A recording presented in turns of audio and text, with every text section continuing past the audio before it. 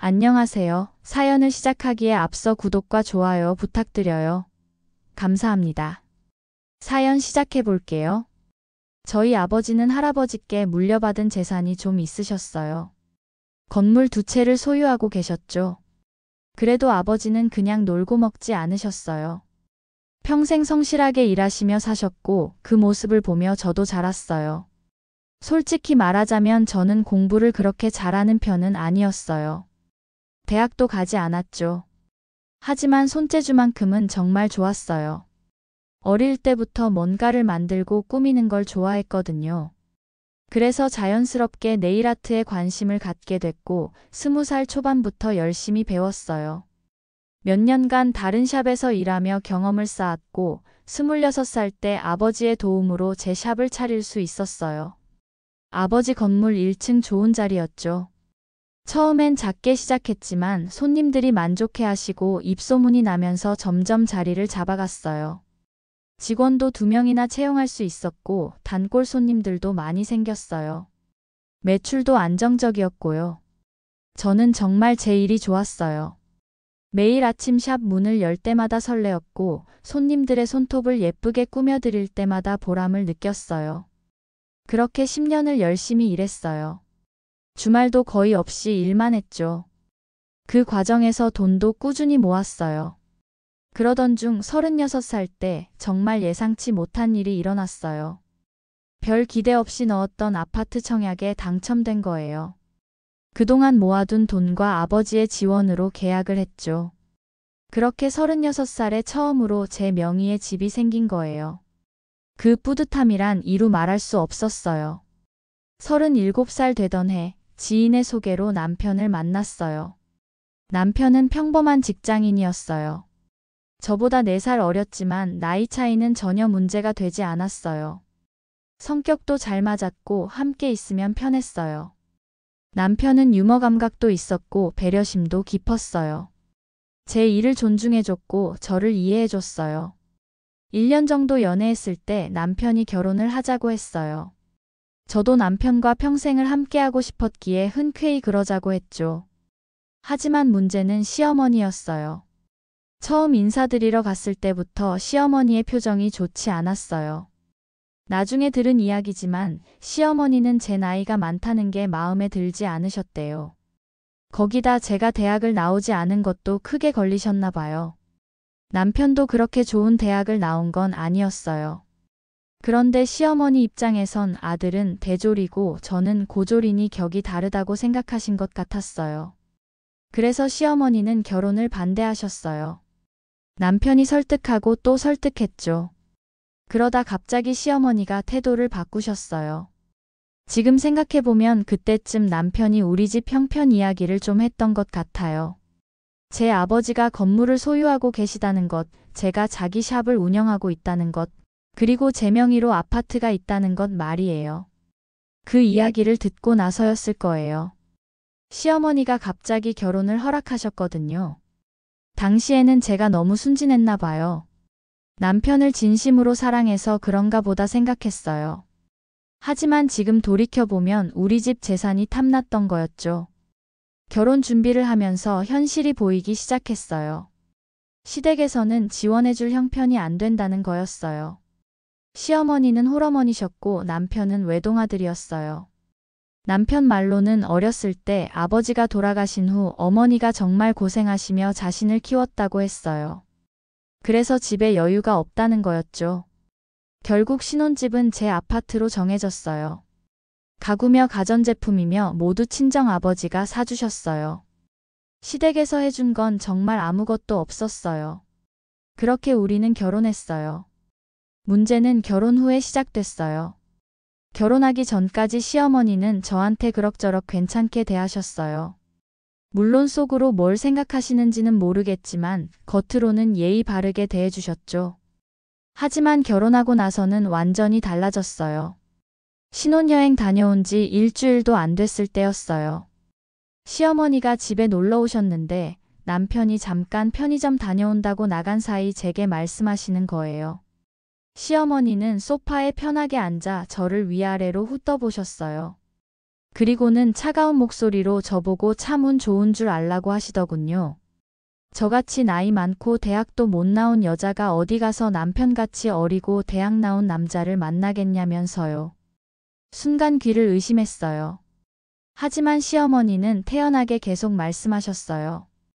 그러니까 알아서 잘하라고, 시어머니 말 잘 듣고 남편을 잘 섬기라고 하셨어요. 남편이 돌아오자 시어머니는 또 달라지셨어요. 환하게 웃으시며 저를 대하는 게 아까 그 무서운 표정을 하셨던 분이 맞나 싶을 정도였어요. 그때부터 저는 시어머니의 이중적인 모습을 보기 시작했어요. 결혼한 지 2달쯤 됐을 때 시어머니가 전화를 하셨어요. 저녁 7시쯤이었는데 남편은 아직 퇴근하기 전이었죠. 시어머니는 제가 노산이니까 빨리 애부터 가지라고 하셨어요. 38이면 벌써 늦었고 빨리 안 낳으면 기영아 나온다고 하시더군요. 저도 아이를 원했지만 이렇게 다그치듯 말씀하시니 기분이 좋을 리 없었어요. 그런데 더 기가 막힌 건 다음 말이었어요. 대학도 못 나온 저를 닮으면 안 되고 남편을 닮아야 한다면서 남편은 머리가 좋으니까 저는 그냥 몸만 빌려주는 거라고 하시는 거예요. 정말 할 말을 잃었어요. 어떻게 며느리한테 이런 말을 할 수 있을까요? 하지만 저는 꾹 참았어요. 아직 결혼 초라 남편과의 관계를 해치고 싶지 않았거든요. 그 후로도 시어머니의 전화와 문자는 계속됐어요. 시어머니는 요리는 제대로 배웠냐고, 대학도 못 나왔으면 살림이라도 잘해야 한다면서 남편 배 굶기지 말라고 하셨어요. 남편한테 말해볼까도 생각했지만 남편은 어머니를 정말 사랑했어요. 고생하시며 자신을 키워주신 어머니였으니까요. 그래서 남편한테는 차마 말하지 못했어요. 결혼한 지 6개월쯤 됐을 때 제 아파트 시세가 많이 올랐어요. 분양받을 때는 4억 정도였는데 그 지역이 개발되면서 7억까지 오른 거예요. 당연히 기뻤죠. 제 자산이 늘어난 거니까요. 그런데 이 소식을 듣고 시어머니가 바로 찾아오셨어요. 남편이 자랑스럽게 말씀드렸나 봐요. 시어머니는 저희 집에 오시자마자 집값이 많이 올랐다면서 아직도 제 명의로만 돼 있냐고 물으셨어요. 그렇다고 하자 그게 말이 되냐면서 결혼했으면 당연히 공동명의로 해야 하는 거 아니냐고 하셨어요. 왜 안 하냐고 따져 물으시더군요. 순간 당황했어요. 결혼 전에 제가 산 집인데 왜 공동명의를 해야 하죠? 저는 이 집이 제가 결혼 전에 제 돈으로 산 거고 아버지가 많이 도와주신 거라고 말씀드렸어요. 그러자 시어머니는 그래서 어쩌라는 거냐면서 결혼했으면 부부 공동재산 아니냐고 하셨어요. 당장 공동명의로 바꾸라고, 남편 명의도 넣어야 한다고 하시더군요. 옆에 있던 남편이 난처한 표정으로 그건 좀 그렇다고 했지만 시어머니는 남편 보고 가만히 있으라면서 엄마가 아들 생각해서 하는 소리라고 하셨어요. 나중에 무슨 일 생기면 어떡하냐고요. 시어머니는 계속 공동명의를 하라고 압박하셨어요. 저는 단호하게 거절했죠. 제가 결혼 전에 제 돈으로 산 집인데 왜 명의를 나눠줘야 하나요? 남편도 제 의견에 동의했어요. 그러자 시어머니 얼굴이 확 굳어지더니 그날은 그냥 가셨어요. 그 후로 시어머니의 태도가 더 악화됐어요. 전화할 때마다 공동명의 이야기를 꺼내셨고 안 해주면 온갖 험한 말을 다 하셨어요. 시어머니는 저한테 남편을 무시하는 거라고 하시더군요. 나이나 처먹고 대학도 못 나온 주제에 집 하나 있다고 까분다면서 그것도 제가 다 번 돈이냐고, 아버지 돈 받아서 산 거면 원래 제 돈도 아니라고 하셨어요. 결혼 1년쯤 됐을 때 시어머니가 또 다른 요구를 하셨어요. 갑자기 본인도 장사를 하고 싶다는 거예요. 그러면서 우리 아버지 건물에 자리 하나 달라고 하셨어요. 저는 그건 제가 결정할 수 있는 게 아니고 아버지 건물이니까 아버지한테 여쭤봐야 한다고 말씀드렸어요. 그러자 시어머니는 제가 말하면 된다면서 아버지한테 딸이 부탁하는데 안 들어주겠냐고 빨리 말하라고 하셨어요. 저는 아버지한테 차마 말씀드릴 수가 없었어요. 아버지가 얼마나 황당해 하실까요? 게다가 시어머니가 무슨 장사를 하고 싶어 하시는지도 불분명했고요. 그래서 적당히 둘러댔더니 시어머니가 화를 내셨어요. 역시 막말을 퍼부으시더니 끊으셨어요. 하지만 며칠 후 또 전화가 왔어요. 이번엔 다른 이야기였어요. 시어머니가 다니던 일을 그만두신다는 거예요. 그동안 마트에서 계산원으로 일하셨는데 갑자기 그만두시겠다는 거였죠. 그리고는 우리한테 한 달에 200만 원씩 생활비를 달라고 하셨어요. 자기가 그동안 고생만 하면서 살았으니 이제 효도 좀 받아보자고 하셨어요. 남편도 그건 너무 과하다고 했어요. 우리도 신혼이고 저축도 해야 하는데 한 달에 200만 원은 부담스럽다고요. 결국 남편이 한 달에 50만 원씩 드리겠다고 했어요. 물론 저와 상의한 일이었어요. 저도 그 정도면 괜찮다고 생각했거든요. 그런데 시어머니는 50만 원으로는 부족하다며 불만을 표하셨어요. 그리고 그날 밤 제게 따로 전화가 왔어요. 시어머니는 제가 반대한 거라고 하셨어요. 남편이 원래 효자인데 제가 말렸을 거라면서요. 저는 저희도 형편이 있다고 말씀드렸지만 시어머니는 형편이 무슨 형편이냐면서 도둑년이라고 하시더군요. 그 집 공동명의도 안 해주면서 남편 돈은 또 욕심낸다면서 정말 파렴치한 년이라고 하셨어요. 그 후로도 시어머니는 수시로 제게 전화를 하셨어요. 남편 몰래 돈을 요구하셨죠. 병원비가 필요하다, 경조사비가 필요하다, 친구 만나는데 돈이 필요하다, 온갖 이유를 대셨어요. 처음 몇 번은 제가 드렸어요. 하지만 너무 자주 요구하시니까 나중에는 거절할 수밖에 없었어요. 그러면 또 욕설이 쏟아졌죠. 그리고는 공동명예 이야기를 또 꺼내셨어요. 집이라도 공동명예 해줘야 마음이 놓인다면서 안 그러면 제 마음대로 남편 쫓아내고 이혼할 수도 있다면서 남편을 보호하려면 공동명예 해야 한다고 하셨어요. 저는 절대 안 된다고 했어요. 그러자 시어머니는 더 악독한 말을 하기 시작하셨어요. 저같이 나이 많은 년이 애를 제대로 낳을 수 있을지도 모르겠다면서 문제 있는 거 아니냐고 하셨어요. 그날 저녁 남편한테 처음으로 말했어요. 어머님이 막말을 하셨다고요. 남편은 어머니가 그럴 리 없다고 했어요. 그 말에 화가 났지만 참았어요. 증거가 없으니 제 말을 안 믿는 거겠죠. 그러던 어느 날 정말 참을 수 없는 일이 벌어졌어요. 시어머니한테서 전화가 왔는데 제가 받지 않았어요. 그랬더니 문자가 왔죠.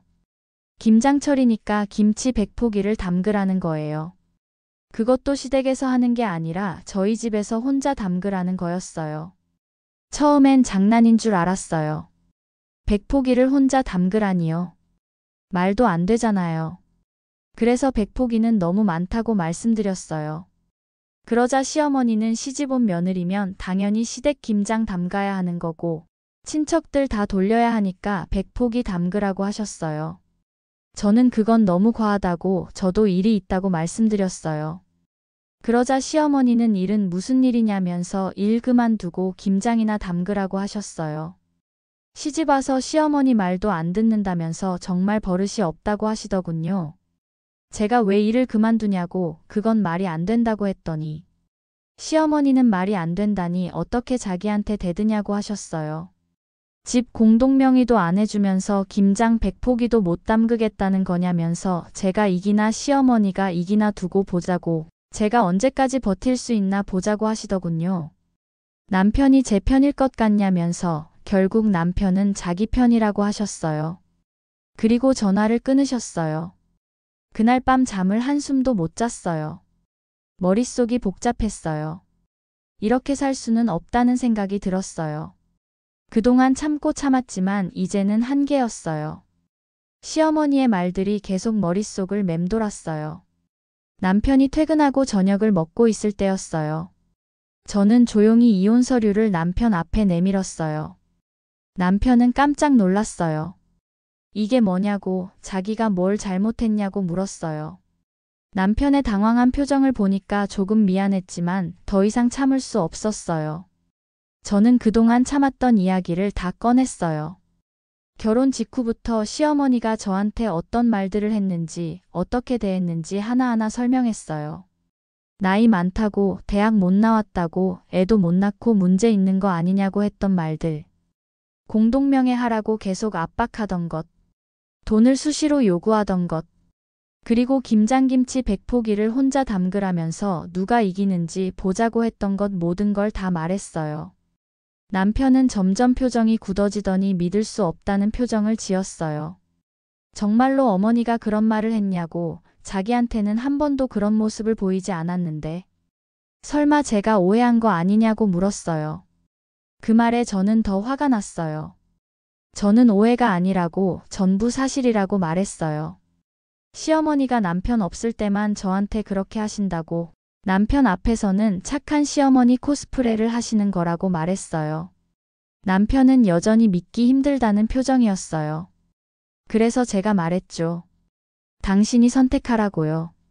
나랑 살고 싶으면 당신이 당신 어머니를 단단히 타이르고 저는 연 끊고 살겠다고, 그럴 자신 없으면 지금 이혼하자고, 아이도 없을 때 깔끔하게 정리하는 게 낫다고 말했어요. 남편은 머리를 감싸쥐더니 잠시 생각에 잠겼어요. 그러더니 천천히 입을 열었어요. 남편은 잠깐만 기다리라고, 자기가 어머니한테 직접 물어보겠다고 했어요. 그리고 핸드폰을 들어 시어머니한테 전화를 걸었어요. 남편이라는 걸 알고 반갑게 왜 그러냐고, 무슨 일 있냐고 물으셨어요. 남편은 제게 들은 이야기들을 하며 모두 사실이냐고 물었어요. 전화기 너머로 시어머니가 당황하시는 게 느껴졌어요. 잠시 침묵이 흘렀죠. 그러더니 시어머니가 말도 안 되는 변명을 하셨어요. 자기가 틀린 말 한 건 없다면서, 그리고 공동명의는 당연한 거 아니냐고, 부부면 당연히 그래야 하는 거 아니냐고 하셨어요. 남편의 목소리가 차갑게 변했어요. 저는 그런 남편의 모습을 처음 봤어요. 남편은 정말 실망했다고 말했어요. 어떻게 그런 말을 할 수가 있냐고, 자기가 능력 없어서 아내한테 얹혀 사는데 고마워하지는 못할 망정. 어떻게 그럴 수가 있냐고, 어머니 때문에 이혼하게 생겼다고 말하고 끊었어요. 남편은 핸드폰을 내려놓고 저를 바라봤어요. 그리고는 정말 미안하다고, 자기가 몰랐다고 말했어요. 어머니가 그럴 줄 정말 몰랐다고, 자기한테는 한없이 잘해주고 따뜻하기만 했는데 너무 혼란스럽다고 했어요. 하지만 확실히 알았다고, 앞으로는 자기가 지켜주겠다고 말했어요. 그 후로 시어머니한테서 전화가 몇 번 왔어요. 하지만 저는 받지 않았어요. 남편한테도 전화가 왔지만 남편도 받지 않았어요.